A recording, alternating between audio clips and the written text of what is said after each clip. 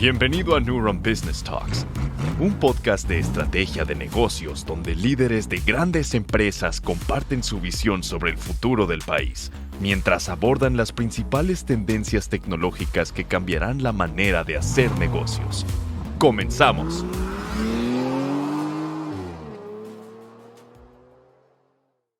Este podcast es presentado por Coin SRC, abogados laborales, con más de 30 años de experiencia resolviendo conflictos con iniciativa privada, empresas paraestatales, contratos colectivos, seguridad social, derecho individual y colectivos. Contáctalos en coinsrcabogados.com. Buenos días, tardes o noches a toda la audiencia que nos escucha el día de hoy. Como invitado tendremos a Sebastián Romo, Senior Partner de Scala Ventures, firma anticonsultoría enfocada en innovación.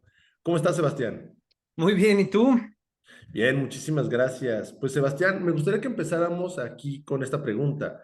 ¿Qué podemos encontrar en Scala Ventures?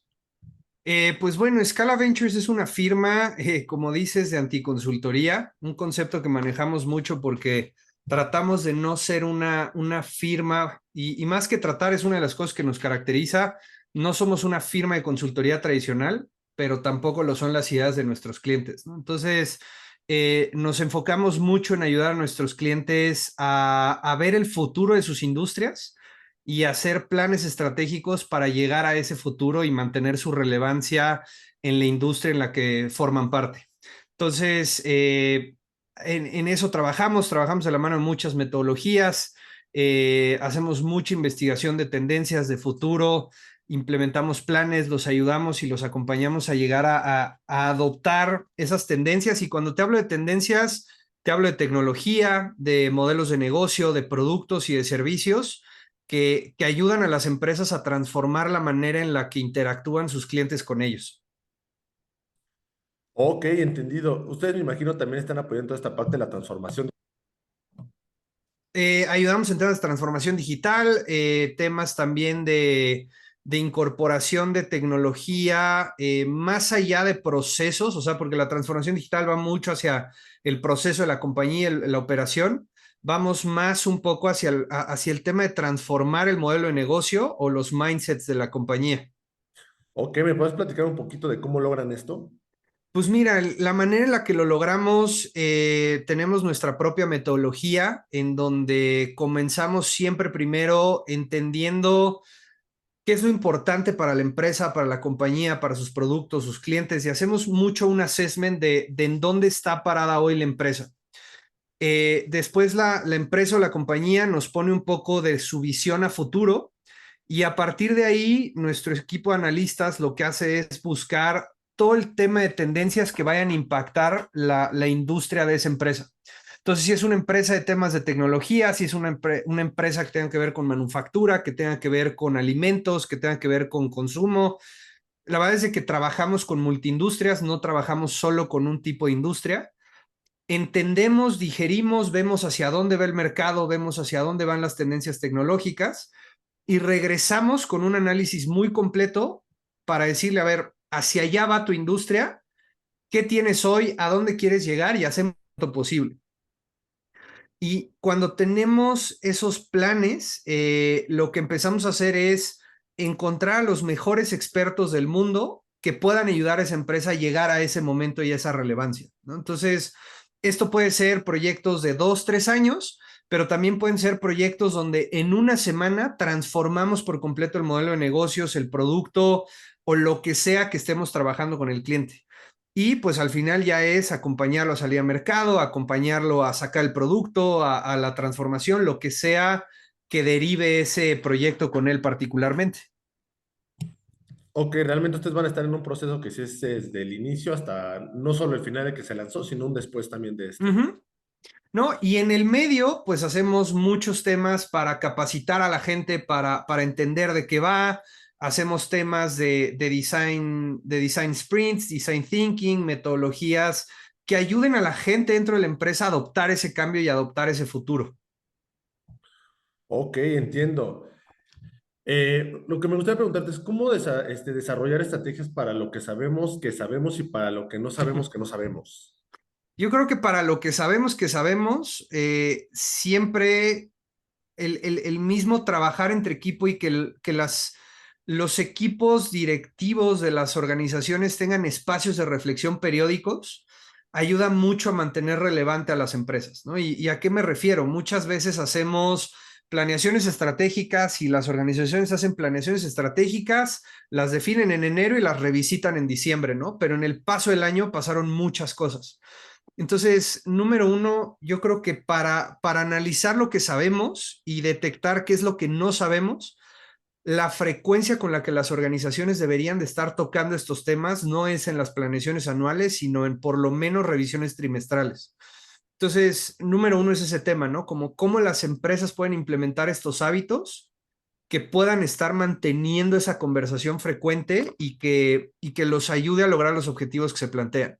Pero cuando detectamos que hay cosas que no sabemos, porque es natural en las organizaciones, todos somos buenos en lo que hacemos, pero en lo que no hacemos no tendríamos por qué ser buenos. Entonces, ese como común denominador, muchas veces las empresas quieren ser buenas en lo que no son buenas. Y ahí es donde pierden mucho tiempo, ¿no? Y ahí es donde está el valor de organizaciones como nosotros, que, que como empresa debes de apoyarte en los expertos para entender hacia dónde migrar, hacia dónde voltear y hacia dónde ir. Y te pongo un ejemplo, ¿no? Lo hemos visto con nuestros clientes que de repente te dicen, oye, pues no sé cómo subirme al tema de streaming, no sé cómo subirme al tema de electronic gaming, no sé cómo subirme al tema de cripto, no sé cómo subirme al tema de blockchain. Y entonces lo que naturalmente dicen es, bueno, contratemos o el equipo de dirección de innovación, te asignamos la tarea para hacer estrategias y implementar blockchain en la empresa, ¿no? Entonces, pues el pobre hombre, la pobre mujer empieza a ver, empieza a investigar, se lo delega a alguien, ponen a un trainee a investigar información y de repente salen con un par de pilotos 3 meses después, de bajo impacto, de baja implementación. ¿Y qué pasa? Blockchain no sirve o inteligencia artificial no es lo que estábamos buscando, ¿no? Entonces, pasan meses, invierten muchos recursos para ver que no era lo que esperaban. ¿Por qué? Porque su core no es eso, su core es desarrollar fórmulas para alimentos, planes de marketing para adopción del producto que ellos hacen, manufactura, o sea, su core es otra cosa. Entonces, para todo lo que no saben, siempre lo mejor es traer innovación del exterior, ¿no? Innovación tanto de firmas que se especialicen en ese punto o de firmas que te puedan ayudar a encontrar quién afuera de tu organización te puede ayudar con eso, ¿no? Y ahí es donde entra mucho el valor del concepto de innovación abierta. Abrir tus puertas, mostrarle tus problemas al mundo y que el mundo te ayude a resolverlos, ¿no? Desde una perspectiva metodológica, no nada más decirle al mundo, bueno, tengo un problema con esto y ayúdenme, sino mediante el uso de metodologías que te puedan ayudar, que puedan ayudarte a llegar a eso que estás planeando implementar para llegar al futuro de lo que quieres hacer, ¿no? Sí, por supuesto, es donde entra la frase de los papás, el que mucho abarca poco aprieta y pues es muy Totalmente. real, porque justo ahorita con todos los cambios que han habido en tendencias tecnológicas, con toda esta parte de que estamos como creciendo en tecnología, todo el mundo quiere hacer todo cuando muchas veces, como dices, mejor enfócate también en tus temas y puedes irlos aplicando, pero mejor que lo Ujú. hagan con el apoyo de una consultoría que les puede llevar de la mano y no hacerlo por hacer, que justamente es donde empiezan los Exactamente. problemas. Sí, que también pasa mucho que seguramente ustedes lo han visto y lo han percibido, que llegan y dicen, no, acabamos de sacar un proyecto que implementa esta tecnología y de repente lo ves y dices, oye, pero esa fue la tecnología de hace 2 años, ¿no? Ya no es tan relevante para lo que queremos. Y muchas otras veces también las implementaciones de transformación digital de futuro se hacen basadas en lo que quisiera que se viera, no en los procesos que tenemos actualmente. Entonces, muchas veces también pasa que el directivo o el primer directivo de la compañía se enamora de algo y va y se lo delega al equipo. Y entonces el equipo, como tiene la directriz de que hay que implementar esta tecnología o hay que implementar esto, llegan, instalan herramientas, instalan software, instalan tecnología que queda completamente separada del día a día de la organización. Entonces, los usuarios no la adoptan, no la utilizan, generan resistencia, nadie lo entiende o no agrega valor al modelo de negocio y a las actividades de la empresa. Entonces, creo que son reflexiones muy interesantes que tiene que tomar la gente antes de meterse en estos embarcos de innovación y de transformación. Y que otro tema que también siempre comparto es la palabra innovación. Yo creo que ya está muy quemada, ¿no?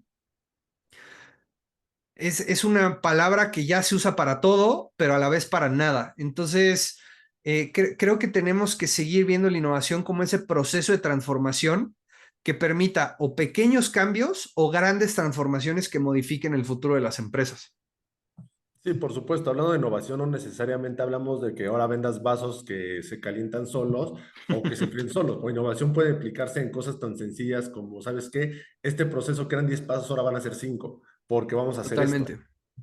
¿No? Y creo que ese es el trasfondo de todo. O sea, cómo nos volvemos más eficientes, cómo nos volvemos mejores, cómo le agregamos más valor a nuestro cliente sin tener que pensar en el cómo transformamos la industria de la noche a la mañana, ¿no? Y yo siempre pongo este ejemplo de Netflix y cómo la mentalidad de la innovación nos ha ido a llevar a pensar a, tengo que ser el siguiente Netflix, ¿no? Tengo que ser el siguiente Uber, tengo que ser... Y la realidad es de que no hay tanto valor detrás de eso y las organizaciones grandes nunca van a lograr a eso porque son instituciones muy grandes, muy lentas, que para llegar a eso tendrían que tener la agilidad que tiene un startup. Entonces, es más bien replantear cómo como organización grande adopto las buenas prácticas que otros están haciendo y empiezo a transformarme, ¿no? Entonces, nosotros siempre le decimos a nuestros clientes, te ayudamos a hacer el próximo Disney Plus, no el próximo Netflix, ¿no? ¿Cuál es la analogía detrás de eso? Llegó Netflix, disrumpió el mercado, le dio en la torre a Blockbuster y Blockbuster desapareció. Pero entonces empezaron a ver plataformas que hoy en día llegan a ser mucho más relevantes que Netflix. Tú ves el crecimiento de usuarios entre Disney Plus y Netflix y Disney Plus está creciendo mucho más de lo que está creciendo Netflix. ¿Por qué? Porque Disney lo entendió la tecnología, entendió la tendencia y creó una estrategia basada en esa tecnología, pero que hace sentido a su modelo de negocio, ¿no? Entonces, esa es la pregunta que siempre le hacemos a los clientes. ¿Cómo te subimos a esa tendencia para que ahora tú seas relevante en esa tendencia? No cómo te inventas tú la próxima tendencia. Totalmente, y es algo donde se necesita un apoyo muy grande como ustedes. Y justo ahí vendría una siguiente pregunta que quiero hacerles, es de cómo podemos aprovechar estas tendencias tecnológicas que existen, como los IoT, las inteligencias artificiales, el tema de Machine Learning, todo esto para justamente llegar a estas partes. A ver, yo creo que el cómo es más bien, cómo las podemos aprovechar es cómo tenemos que, ¿no? Porque sin duda estamos en un momento donde si no incorporas temas de inteligencia artificial, temas de blockchain, temas de machine learning, o sea, todos estos temas que están surgiendo en tus negocios, te quedas obsoleto, ¿no? O sea, es como en el pasado decir, no me voy a subir al Internet. Y habían empresas que decían, yo no me subo a Internet. ¿Y qué pasó? Desaparecieron. Hoy estas herramientas se están volviendo herramientas que vuelven mucho más productivas a las empresas. Entonces, la manera en la que pueden aprovecharlo es a través de un camino de transformación. O sea, tienen que entender primero de qué sirven y no es nada más llegar a implementarlo. Hay que hacer como un profundo análisis del para qué me va a servir. Llegar y decir, voy a meter inteligencia artificial a mis procesos, voy a meter IoT, voy a meter esto.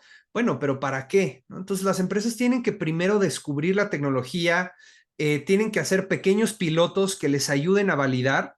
No es querer llegar a meter la transformación por completo, porque eso es lo que generalmente desgasta a los equipos. Entonces, la manera en la que tenemos que hacer el approach a este tipo de innovaciones y de tecnologías para nuestra empresa es entender, ver hacia dónde va, escoger los elementos de esa tecnología que hacen sentido con nuestro modelo de negocio y empezar a probar pilotos que nos ayuden a ir escalando la oportunidad de la organización, ¿no? Lo hemos visto con clientes que han adoptado, por ejemplo, temas de impresión 3D y manufactura aditiva. Llegan y dicen, queremos y hay que meterlo. ¿Y qué hacen? Van e invierten $100,000 en una impresora 3D y esa impresora 3D se convierte en un excelente aparador para guardar recuerditos, ¿no? Pero si el approach hubiera sido diferente, hubiera sido, a ver, vamos a empezar. ¿Quieres llegar al tema de manufactura aditiva? Perfecto. Hoy estás en un punto donde no deberías de invertirle más de 10,000, $15,000 a la tecnología. Pero meterle esos $15,000 a la tecnología te va a ayudar entonces a que en 2 años le inviertas $300,000, $400,000 porque te está generando o nuevas fuentes de negocio que te van a dar millones de dólares de revenue o te va a permitir ahorrar costos que van a justificar el uso de esas tecnologías. Entonces, todo es un proceso y todo se va volviendo como paso a paso.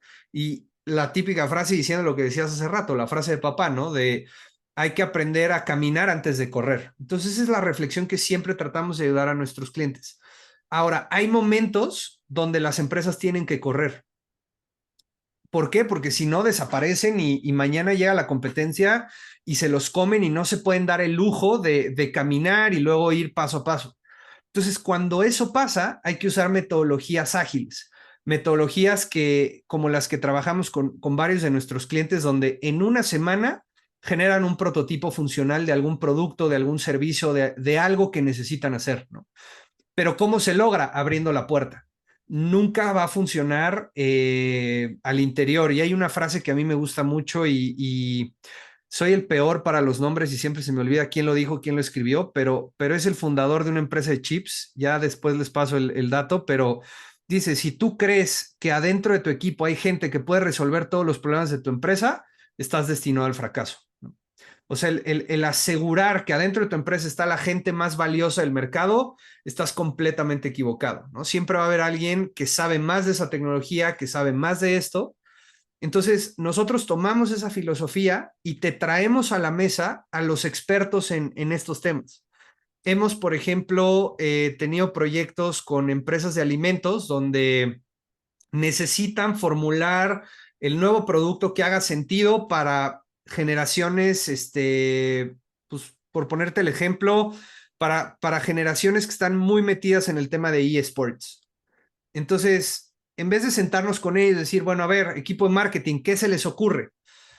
Sentamos al equipo de marketing, sentamos al equipo de desarrollo y sentamos a las cabezas que deben de estar tomando decisiones con la empresa en la misma mesa con el que formula productos para los tenis de Nike que tienen que ver con eSports. Traemos a un equipo de eSports, traemos a un influencer que tenga de estos temas. Entonces, sentamos en la mesa a gente que sabe de ese tema porque vive ese tema, y entre el equipo de la compañía y estos especialistas, en una semana todos enfocados, trabajan en conjunto para desarrollar ese prototipo. Entonces, esta herramienta y esta metodología que tenemos permite que en una semana aceleres ese periodo de primero prototipar, primero validar. ¿Ta? ¿Por qué? Porque en una semana concentras todos tu gente que debería de estar y entonces generas prototipos que en vez de que te cuesten cientos de miles de dólares, te cuestan una fracción de $100,000, pero estás logrando tener el conocimiento, el mejor conocimiento del mundo en tu mesa de trabajo para tus productos, ¿no? Entonces, esa es la manera en la que vamos acompañando nosotros a los clientes. Sí, claro, como comentas, tal vez no a todos se les puede aplicar ese tema de que tengan que hacerlo en una semana, pero algunas sí es sí o sí tener que implementarlo. Y Claro. just- no, sí, sí, sí, por favor. No, no, no, te escucho. Que justamente ahorita la pregunta que quería hacerte era justo con todos estos cambios que se van haciendo y todo lo que se va implementando, sabemos que ahorita también tiene que existir una parte como de valor hacia la sociedad y del medio ambiente. ¿Y qué estrategias son las empresas que pueden tomar para implementar justamente ese valor hacia la sociedad, hacia el medio ambiente, sin descuidar también el factor económico? Yo creo que tiene mucho que ver con el propósito de cada organización. Algo que vemos ahorita es, hay una gran tendencia a la conexión entre la gente que consume y trabaja en las marcas con el impacto que generan en el mundo, ¿no? Y a lo mejor ahorita rápido busco el dato, pero estamos hablando de que, por ejemplo, el 40% de la gente está dispuesta a sabotear un producto o una marca si esa marca no está alineada con principios de consumo humano. Entonces, ¿qué te habla de esto? Que el consumidor cada vez es mucho más consciente de lo que está sucediendo. El consumidor también ya cuestiona mucho más la información que se le pone enfrente.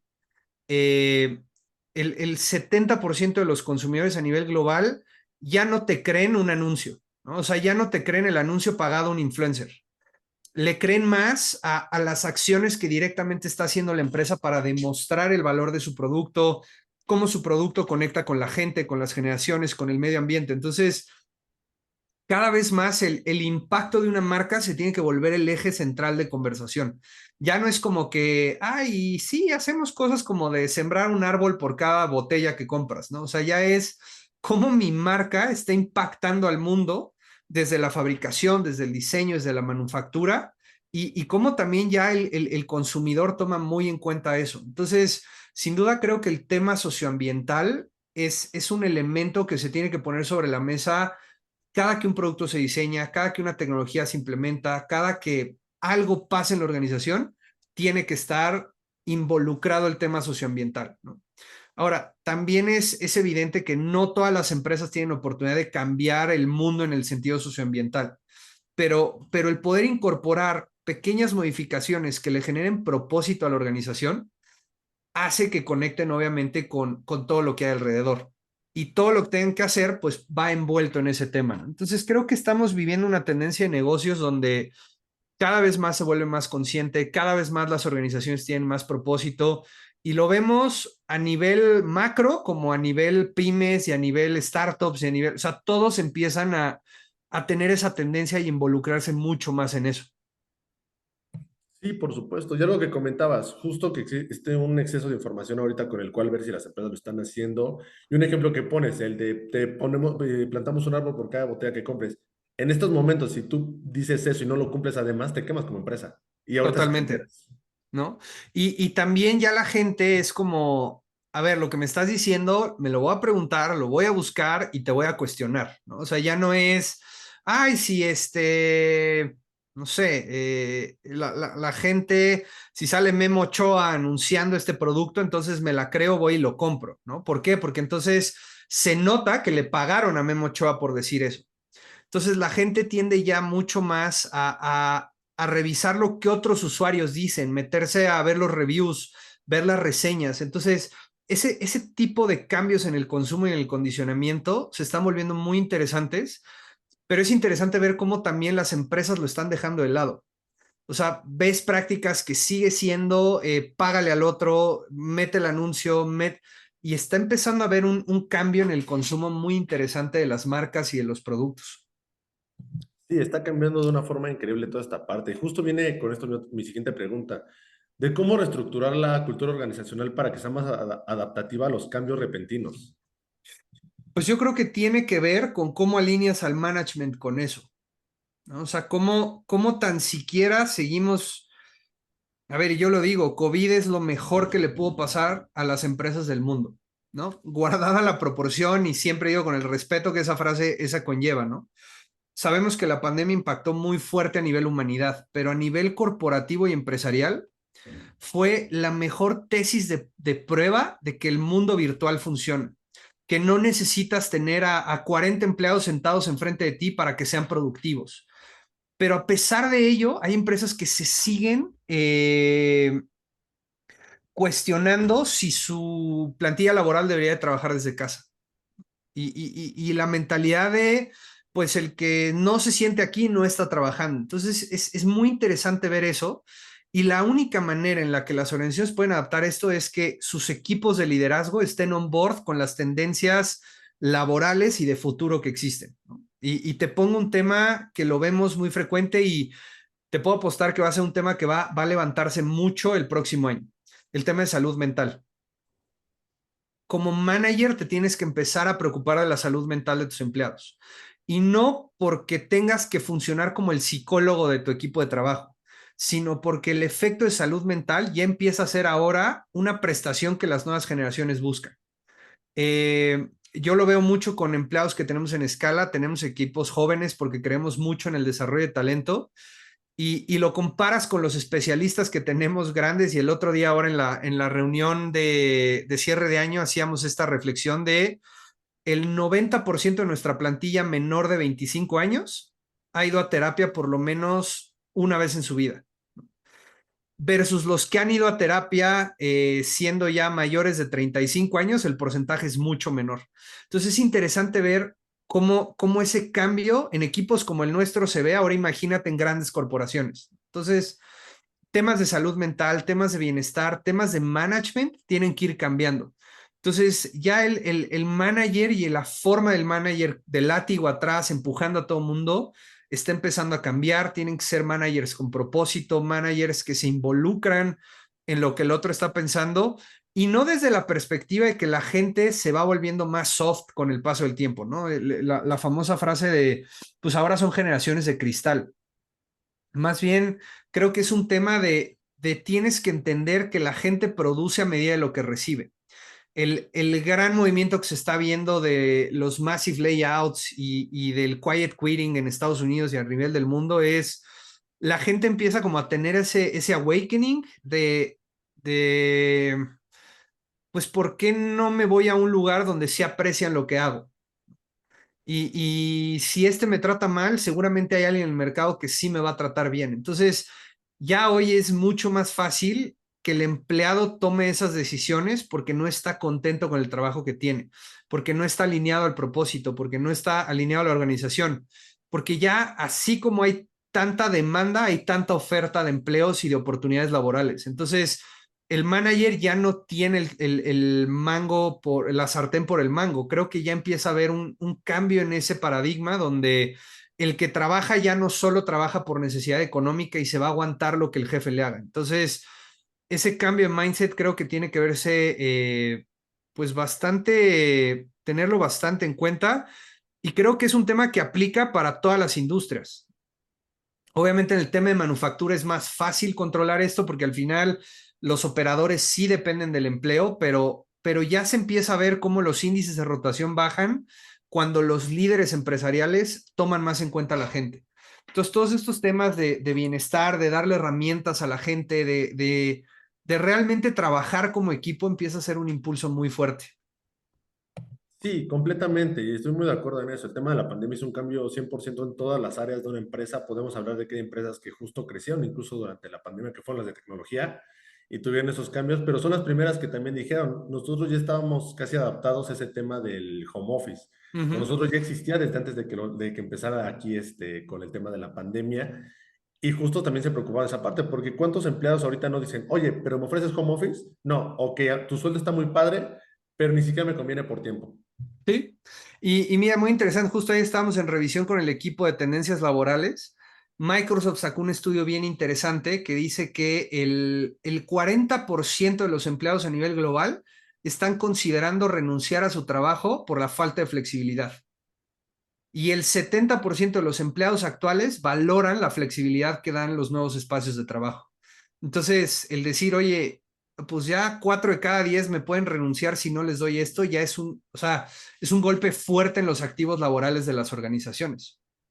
Por supuesto, llega a ser mucho más caro tener que contratar empleados nuevos cada cierto tiempo que mantener a uno durante unos años, que de todas maneras Por sabemos que supuesto. ya los empleados renuncian cada cierta cantidad de años, ya no son como antes que se quedaban toda la vida en las empresas, pero te va a salir más caro que te renuncien cada tantos meses que cada 2 años. Totalmente. O que se te vayan tus activos más valiosos.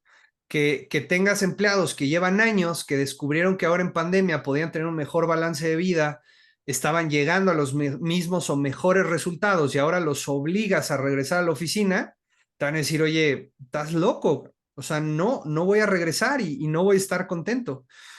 Pero también eso depende de la capacidad de la organización para tener la estructuración de roles y de objetivos y de maneras de trabajo, ¿no? Que esa es otra parte de la moneda. Empresas que no se organizan, pues tienen que regresar a la presencialidad porque dependen de que el jefe diga, vamos para allá y el micromanagement y todo esto.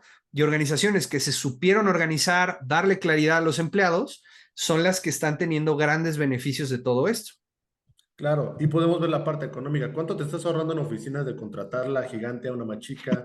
¿Cuánto te estás ahorrando en el pago de tantos viáticos que muchas veces el gasto de ir a ver a un cliente ahora lo haces desde ¿Sí? videollamada y te estás ahorrando un viaje de que te salen 20,000 pesos y ahorita haces 5 reuniones de esas en un día?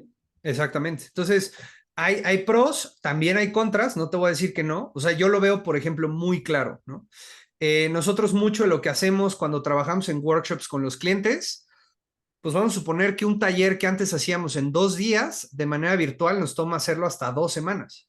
¿Por qué? Porque la gente en la computadora no conecta con el ejercicio. O sea, vamos a suponer, oye, vamos a hacer nuestra planeación estratégica, pero va a ser virtual y vamos a usar tableros. Y sí, hay herramientas que te ayudan, pero tienes que dividir las sesiones en sesiones de 2 horas. La gente no te conecta más.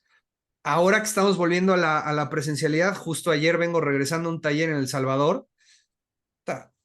Lo que logras en un día es lo que en virtualidad te tardabas 2 semanas. Entonces eso también empieza a ser muy valioso de volver a recuperar esos espacios físicos, porque te das cuenta que hay cosas que solo en la presencialidad funcionan y hay cosas que, claro, que en la virtualidad funcionan mucho mejor. Entonces, encontrar como ese balance ideal.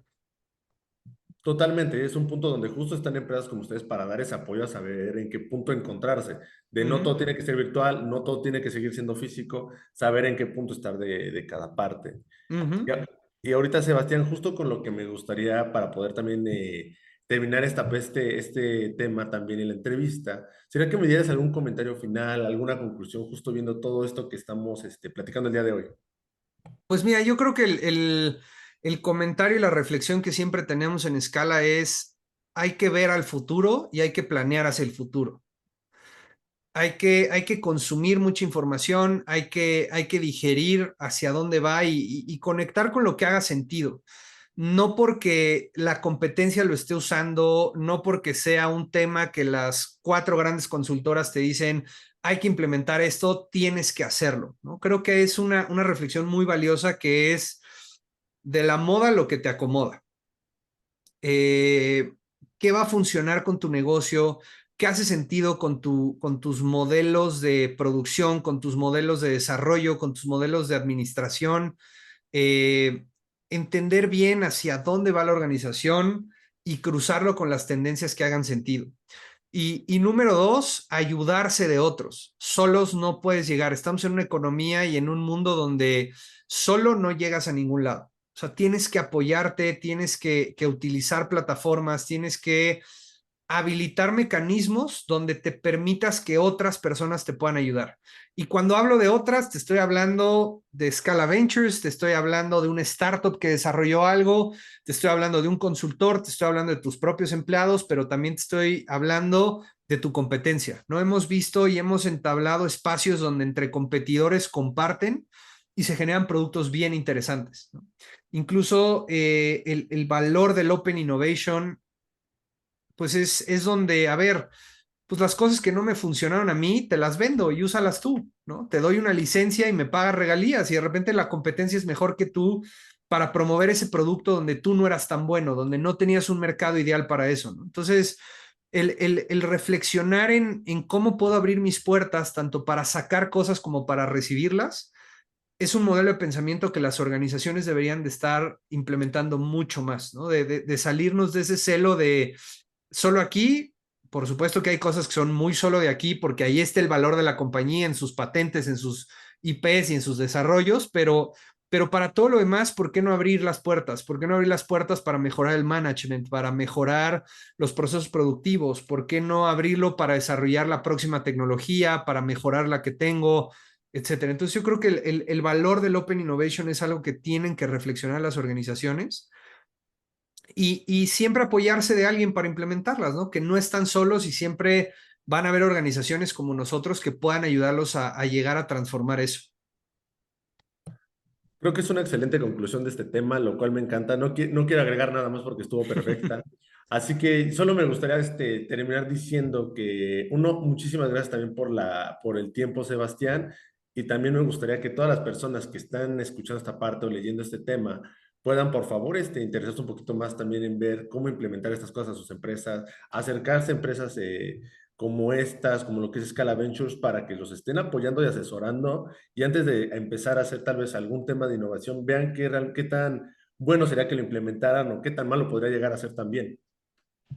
Y sobre todo, ahora que lo dices, también como el embrace the failure. Realmente el error es uno de los principales motores de aprender y de ir creciendo en el mundo de la innovación. Pero el chiste hay que hacerlo rápido, hay que hacerlo bien y sobre todo sistematizar y aprender. Totalmente. Pues hay que dejarlo con ese mensaje final, Sebastián. Te lo agradezco muchísimo. Muchas gracias por el tiempo y nos estaremos siguiendo platicando. Seguro que sí, y pues aquí estamos a la orden. Muchísimas gracias.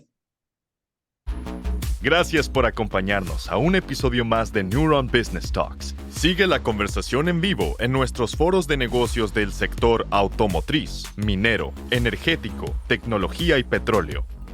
También te invitamos a seguirnos en nuestra página neuronbusinessgroup.com, nuestras redes sociales y suscríbete a nuestro newsletter, donde recibirás información de primera mano sobre nuestras entrevistas y eventos exclusivos de la comunidad de Neuron Business Media.